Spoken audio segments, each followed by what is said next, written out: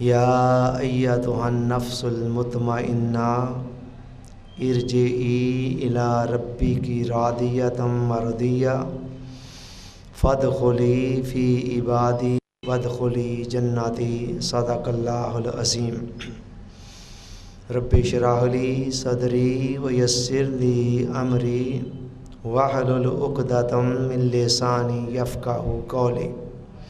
واجب الاحترام حاضرین و سامعین، اللہ رب العزت کا شکر ہے جس کی خاص توفیق اور عنایت سے آج ہم سب لوگ جامعہ مسجد نور مدینہ شیخوپورہ کے اندر جمعۃ المبارک کے ان برکتوں والے دن کے اندر نماز جمعہ کی ادائیگی کے لیے حاضر ہیں۔ آج 9 نومبر ہے۔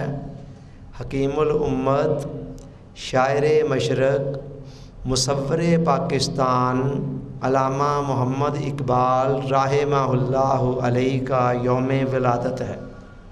اس مناسبت سے ہم آج کی اس نشست کے اندر جس ٹاپک پر گفتگو کر رہے ہیں وہ ہے اقبال کا مرد مومن۔ اقبال کی نظر میں مرد مومن کا تصور کیا ہے؟ مرد مومن کون ہوتا ہے؟ وہ کون سے اوصاف ہیں جو ایک بندہ مومن کے اندر پائے جائیں تو اس پر مرد مومن کا اطلاق ہوتا ہے۔ عزیزان من، آگے بڑھنے سے پہلے ایک بات سمجھ لیں کہ اقبال کی جو تمام تر فکر ہے اس کے بنیادی سرچشمے 3 ہیں، یعنی 3 سورسز ہیں جہاں سے اقبال اپنی فکر کو ڈرائیو کر رہا ہے۔ سب سے پہلا سورس اور پہلا چشمہ قرآن مجید ہے، جس سے اقبال نے اپنے تمام بنیادی تصورات اخذ کیے ہیں اور اقبال نے جا بجا اس کا اظہار بھی کیا۔ دوسرا سرچشمہ، دوسرا سورس جس کے ذریعے سے اقبال نے اپنی فکر کی آبیاری کی ہے وہ حدیث مصطفیٰ صلی اللہ علیہ وسلم ہے۔ جگہ جگہ پر ارشادات مصطفیٰ صلی اللہ علیہ وسلم سے اقبال نے اپنی فکر کی آبیاری کی۔ اور تیسرا منبع اور تیسرا سرچشمہ اقبال کی فکر کا وہ مولانا روم ہیں جن کو اقبال اپنا شیخ اور مرشد قرار دیتا ہے۔ مثنوی اگر آپ پڑھیں اقبال کی اور یا رموز بے خودی کو پڑھیں تو وہاں پتہ چلتا ہے کہ اقبال نے اس سورس سے بھی بھرپور فائدہ اٹھایا ہے۔ تو یہ 3 سرچشمے ہیں جن سے اقبال کی فکر تشکیل پا رہی ہے۔ ایک بات اور سمجھ لیں کہ جو اقبال کا مرد مومن ہے وہ وہی ہے جو قرآن کا انسان مرتضیٰ ہے۔ قرآن مجید کے اندر انسانوں کی 3 قسمیں بیان کی گئی ہیں، بندوں کی 3 کیٹیگریز بیان کی گئی ہیں۔ پہلی کیٹیگری وہ ہے جو نفس امارہ کے حامل لوگ ہوتے ہیں۔ قرآن نے کہا ان النفس لامارۃ بالسوء، بے شک انسان کا جو نفس ہے وہ بڑی تیزی کے ساتھ برائیوں کی طرف اکسانے والا ہے۔ چنانچہ بندوں کی ایک قسم وہ ہے جو نفس امارہ والے ہوتے ہیں، ان کا کام ہر وقت شرارتیں، ہر وقت برائیاں، ہر وقت اللہ کی نافرمانیوں کے اندر رہنا۔ تو یہ پہلی کیٹیگری ہے بندوں کی۔ اور بندوں کی دوسری کیٹیگری وہ ہے جن کے اندر خیر اور شر ملے ہوتے ہیں۔ اس کیٹیگری کو قرآن نفس لوامہ سے تعبیر کر رہا ہے۔ اور یہ کیٹیگری وہ ہے، یہ بندہ وہ ہے کہ جو برائی بھی کر لیتا ہے، گناہ بھی کر لیتا ہے، مگر گناہ کرنے کے بعد اس کے اندر ندامت بھی پیدا ہوتی ہے، وہ اپنے آپ کو ملامت بھی کرتا ہے۔ تو چونکہ بعد میں اس کے اندر ایک ندامت کا احساس پیدا ہوتا ہے، اس بنا پر اللہ کو وہ بندہ بھی پیارا لگتا ہے اور اللہ قرآن کے اندر اس کی قسمیں کھاتا ہے۔ فرمایا لا اقسم بالنفس اللوامہ، میں نفس لوامہ کی قسم کھاتا ہوں۔ اس کے بعد تیسری کیٹیگری جو اعلیٰ ترین کیٹیگری ہے بندوں کی، وہ کون سی کیٹیگری ہے؟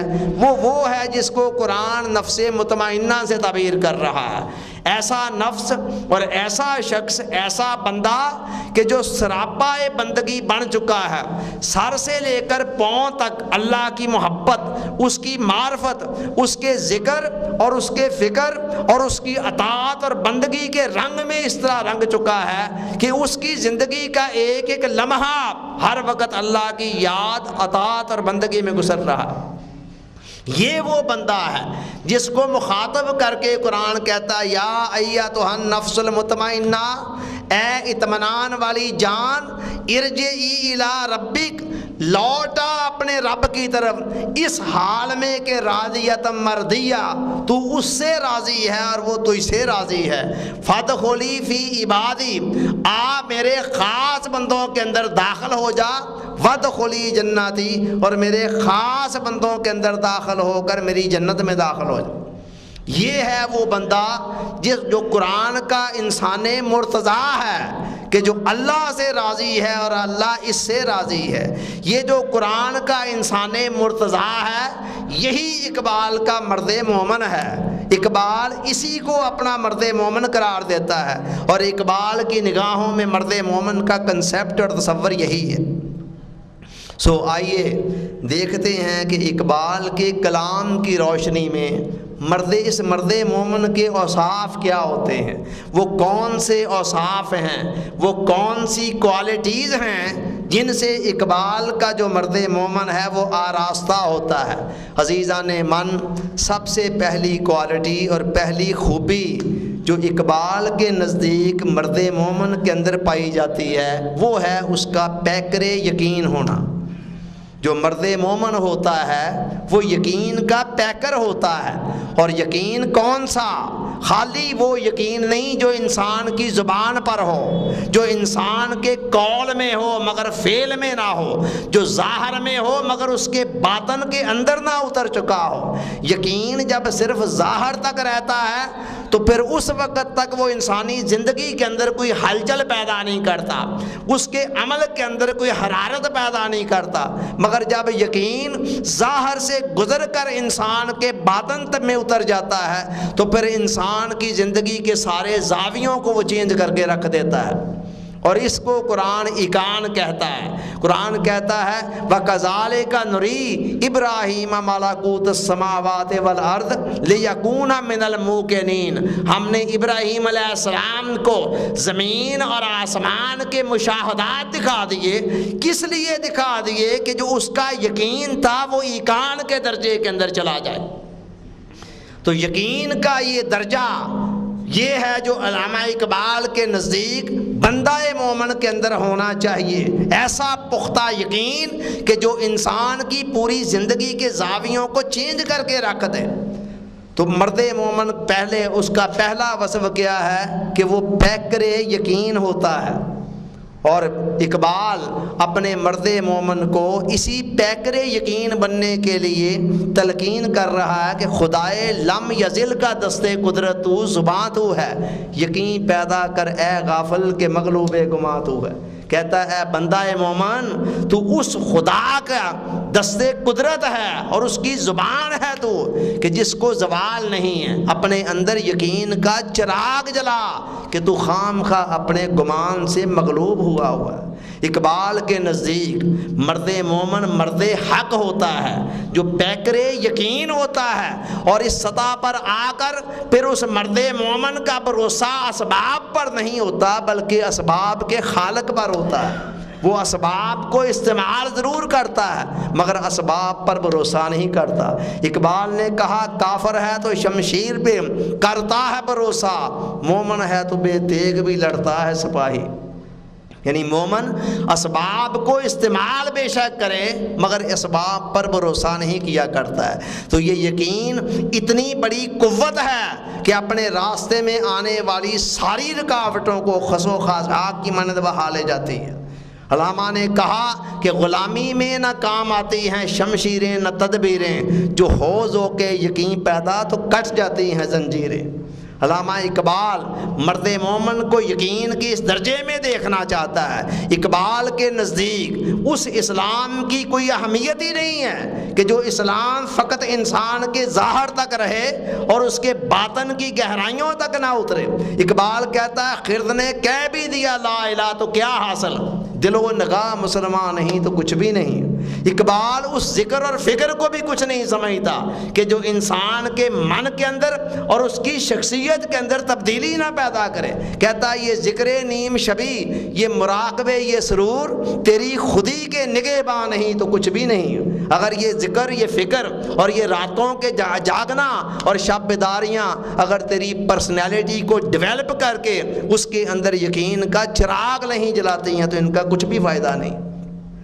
تو اقبال کے مرد مومن کی پہلی خوبی کیا ہے کہ وہ پیکر یقین ہوتا ہے، اور دوسری خوبی کیا ہے، دوسرا وصف کیا ہے، وہ پیکر عشق ہوتا ہے، سراپا عشق ہوتا ہے۔ اقبال نے عشق پر بہت زور دیا اور مرد مومن کو تلقین کی کہ یہ تیرا سرمایہ ہے، مگر عشق سے مراد کیا ہے؟ کیا اقبال کے نزدیک عشق سے مراد وہ فانی عشق نہیں ہے جو محبوب کی زلفوں تک جا کر رہ جاتا ہے؟ اقبال جب عشق کی بات کرتا ہے تو اس عشق سے مراد وہ عشق حقیقی ہے جو خدا سے کیا جاتا ہے یا پھر مصطفیٰ سے کیا جاتا ہے صلی اللہ علیہ وسلم۔ تو اقبال اس عشق کو بہت بڑی طاقت مانتا ہے اور اس عشق کو عقل کے مقابلے میں لا کر عقل پر ترجیح دیتا ہے۔ عقل خود غرض ہوتی ہے، عقل کے اندر لالچ ہوتی ہے، طمع ہوتی ہے، عقل ہر معاملے کے اندر نفع اور نقصان کو دیکھنے بیٹھ جاتی ہے، مگر عشق جو ہوتا ہے وہ نفع اور نقصان کو نہیں دیکھا کرتا۔ اقبال نے کہا بے خطر کود پڑا آتش نمرود میں عشق، عقل ہے محو تماشائے لبے بام، ابھی چھلانگ لگانے کے لیے کہا گیا تو عقل کنارے پر بیٹھی سوچ رہی ہے کہ چھلانگ لگائیں یا نہ لگائیں، اس میں کیا فائدہ ہوگا اور کیا نقصان ہوگا، لیکن عشق جو ہوتا ہے وہ نفع اور نقصان کو دیکھے بغیر چھلانگ لگا دیا کرتا ہے۔ اس لیے اقبال نے جگہ جگہ پر عقل کے اوپر عشق کو پریفر کیا ہے۔ کہتے ہیں کہ عقل کو تنقید سے فرصت نہیں، عشق پر اعمال کی بنیاد رکھ۔ اے بندے اگر عقل کے پیچھے چلے گا تو عقل تو جگہ جگہ پر تجھے گمراہ کر دے گی، محبوب کے راستے سے ہٹا دے گی۔ عشق پر اعمال کی بنیاد رکھ، اپنے اعمال کی بنیاد عشق پر رکھ۔ اور دوسری جگہ فرماتے ہیں گزر جا عقل سے آگے کہ یہ نور چراغے راہ ہے منزل نہیں ہے۔ اے بندے اس عقل سے آگے گزر، ٹھیک ہے عقل کی اہمیت ہے مگر یہ راستے کا چراغ تو ہے، منزل پر پہنچنے کی ضمانت اس کے اندر نہیں ہے۔ منزل پر پہنچانے والی چیز فقط عشق ہوتی ہے۔ اور دوسری جگہ فرماتے ہیں عقل گو آستاں سے دور نہیں، اس کی تقدیر میں حضور نہیں۔ اگرچہ عقل بھی محبوب کے آستان کے پاس ہی ہے مگر اندر جانے کی اجازت اسے نہیں ہے۔ دل بینا بھی کر خدا سے طلب کہ آنکھ کا نور دل کا نور نہیں۔ یہ آنکھیں ٹھیک ہے ان کے اندر بینائی ہے مگر خالی آنکھوں کا بینا ہونا کافی نہیں، اس کے ساتھ ساتھ دل بھی بینا ہونا چاہیے، دل کے اندر بھی روشنی ہونی چاہیے، اور وہ روشنی کہاں سے آتی ہے؟ عشق سے آتی ہے۔